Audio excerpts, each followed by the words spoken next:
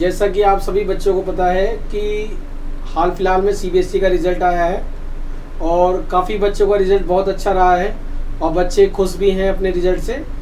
पर बहुत बच्चे ऐसे हैं जिनको कि अपने रिज़ल्ट पे कुछ डाउट है। उनको लगता है या तो नंबर कम मिले हैं या फिर नंबर उनको किसी क्वेश्चंस में कम मिले हो सकते हैं। उस स्थिति में सीबीएसई ने उनके डाउट को दूर करने के लिए एक सर्कुलर जारी किया है। आइए हम उस सर्कुलर के ऊपर बात करते हैं, क्या क्या सर्कुलर है। सर्कुलर के तहत सीबीएसई में बताया गया है कि जो बच्चे अपने नंबरों से संतुष्ट नहीं हैं वो 3 फैसिलिटी का प्रयोग कर सकते हैं। सबसे पहले वेरिफिकेशन ऑफ मार्क्स, यानी कि अगर आपको लगता है कि आपके नंबर गलत दिए हैं, ज़्यादा आए हुए हों और आपको लगता है कि टोटलिंग सही नहीं किए हैं, तो आप अपने नंबर को वेरीफाई करा सकते हैं। दूसरा ऑप्शन ये है कि आपके पास आपने जो आंसर स्क्रिप्ट लिखी है, आप अपनी आंसर शीट की फ़ोटोकॉपी ले सकते हैं, स्कैन फ़ोटोकॉपी। अगर आपको लगता है कि किसी क्वेश्चन में आपको नंबर कम मिले हैं तो दोबारा रीचेक कराना चाहते हैं, उस स्थिति में आप एक तीसरी फैसिलिटी का प्रयोग कर सकते हैं, री इवैल्यूएशन का ऑफ आंसर शीट का। मीन्स आप दोबारा कॉपी चेकिंग करा सकते हैं। तो आइए जानते हैं और इन तीनों प्रोसेस को आप किस तरह से प्रयोग कर सकते हैं। सबसे पहले तरीका ये है कि इसके लिए आपको जो एप्लीकेशन देनी होगी वो ऑनलाइन देनी होगी। किसी और मोड से एप्लीकेशन को स्वीकार नहीं किया जाएगा। एप्लीकेशन ऑनलाइन के बाद आपको क्या करना होगा, आपको एक इस पूरे प्रोसेस के लिए कुछ फीस देनी होगी और फीस देने का तरीका ऑनलाइन है, जिसमें आप क्रेडिट कार्ड और डेबिट कार्ड के द्वारा जो है फीस जमा करा सकते हैं। कुछ बच्चों को लगता है सर हम तो एक से ज़्यादा सब्जेक्टों में वेरिफिकेशन डालना चाहते हैं, तो उसकी कोई दिक्कत वाली बात नहीं है। आप चाहे तो सिंगल सब्जेक्ट के लिए और आप चाहे तो मल्टीपल सब्जेक्ट के लिए एप्लीकेशन दे सकते हैं। एक ही एप्लीकेशन से उसी में ही हो जाएगा। आपको 4 सब्जेक्ट के लिए 4 एप्लीकेशन देने की कोई ज़रूरत नहीं है। इसमें मेन बात ध्यान रखनी है कि अगर आप वेरिफिकेशन डालते हैं तो उसमें नंबर में बदलाव होने की संभावना दोनों तरफ से हो सकती है। कहने का मतलब नंबर बढ़ भी सकते हैं और घट भी सकते हैं, दोनों ही नंबरों को स्वीकार करना होगा। अगर आप वेरिफिकेशन के लिए अप्लाई करते हैं तो आपको पुरानी मार्कशीट जो है सरेंडर करनी होगी और जो भी नंबर या बढ़ के आएंगे या घट के आएंगे उसके लिए आपको नई मार्कशीट इशू की जाएगी। अगर आपके नंबर बढ़ते हैं या घटते हैं, सपोज दैट कि आपने अप्लाई किया और आपके नंबर नहीं बढ़े, तो इसका मतलब ये नहीं है कि आप दोबारा अपने पैसों की डिमांड करने लग जाएंगे। ये जो पूरा प्रोसेस है ये नॉन रिफंडेबल है, यानी कि आपने एक बार अगर फीस जमा करा दी तो उसके बाद आपको किसी प्रकार का कोई पैसा वापस नहीं मिलेगा। अब बात करते हैं कि नंबर वेरिफिकेशन के लिए आपको क्या चार्ज वगैरह देना पड़ेगा। तो जैसा कि आप स्क्रीन पे देख सकते हैं कि जो आपका जो चार्ज है वो कितना है, 500 रुपये का है।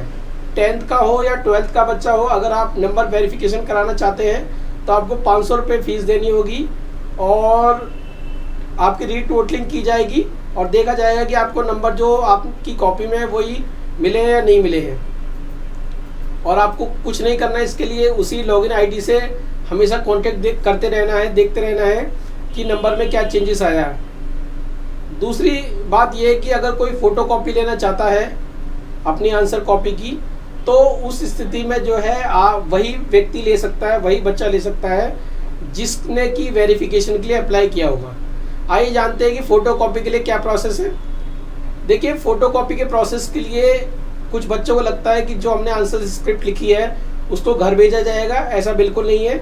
आपने जो आंसर स्क्रिप्ट लिखी है उसकी स्कैन कॉपी आपको लॉगिन आईडी के माध्यम से दे दी जाएगी और जो भी इसके लिए एप्लीकेशन देता है उस बच्चे को 12th क्लास के लिए तो 700 रुपये फीस भरनी पड़ेगी। अगर वो 10th क्लास का है तो उसकी फ़ीस जो है 500 रुपये है।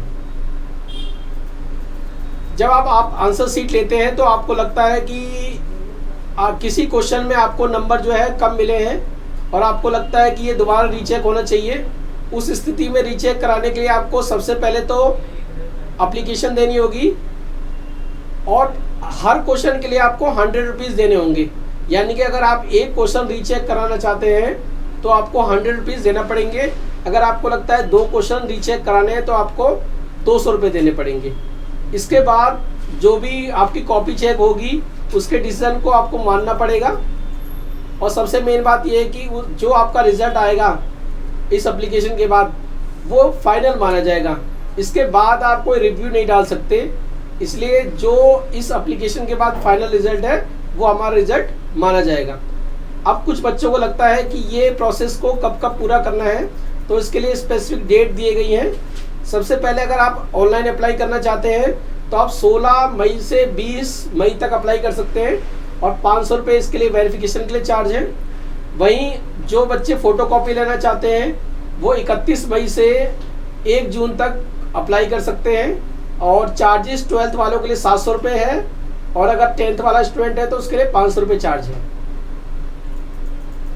कुछ बच्चों को लगता है आंसर बुक देखने के बाद कि हमें नंबर कम मिले हैं, तो अगर वो किसी क्वेश्चन को चैलेंज करना चाहता है तो वो 5 जून से लेकर 6 जून तक चैलेंज कर सकता है और पर क्वेश्चन जो है आपको चार्ज करना पड़ेगा 100 रुपीज़। तो इस पूरे प्रोसेस को अगर कोई बच्चा अपनाना चाहता है तो इस दिए गए टाइम शेड्यूल में वो अप्लाई कर दे और अपना जो डाउट है वो क्लियर कर ले। तो मुझे आशा है कि आपको ये वीडियो समझ में आ गई होगी, आपको पता चल गया होगा कि आपको नंबर वेरिफिकेशन कैसे कराने हैं, कितनी फ़ीस देनी है, फ़ोटोकॉपी लेने का तरीका क्या है, फ़ोटोकॉपी कैसे मिलेगी और अगर आपको कोई क्वेश्चन दोबारा चेक करवाना है तो कितने चार्ज देना होगा। ये सारे बातों को आप अच्छे समझ पाए होंगे।